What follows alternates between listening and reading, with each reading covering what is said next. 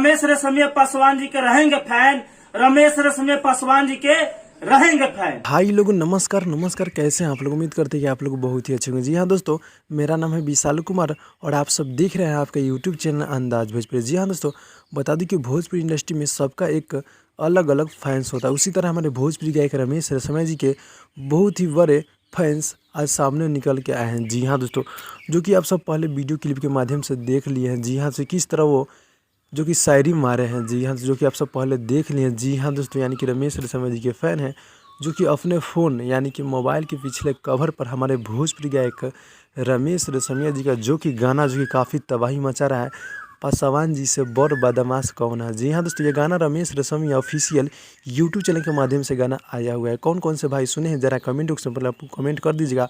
और इसी गाने को लेकर, जी हाँ बता दो, इस गाने को और इस उनको पोस्टर को अपने फ़ोन के कवर में जो कि पीछे बैक कवर है उसमें देख सकते हैं आप लोग। जी हाँ, जो कि पहले आप लोग देखे हैं। जी हाँ दोस्तों, तो यही होता है किसी न किसी का एक जो कि फैंस होता है। तो ये हमारे भोजपुरी गायक रमेश रेशमिया जी का बहुत ही बड़े फैंस है, जो कि जय भीम संदीप पासवान जी है।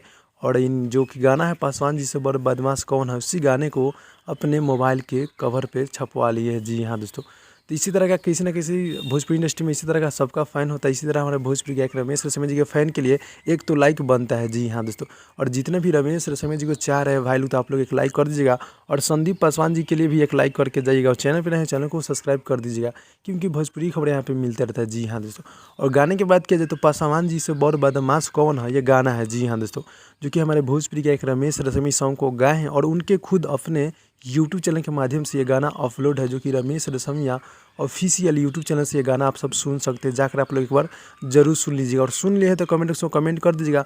और संदीप पासवान जी का जो क्लिप पहले देखे और डायलॉग को कैसा लगा कमेंट बॉक्स में आप लोग कमेंट करके जाइए, क्योंकि भोजपुरी खबरें यहाँ पे मिलता रहता है। बहुत ही जल्द आप सबके बीच भोजपुरी गायक रमेश रेशमिया जी का गाना भी आने वाला है, तो आप लोग रेडी हो जाइएगा।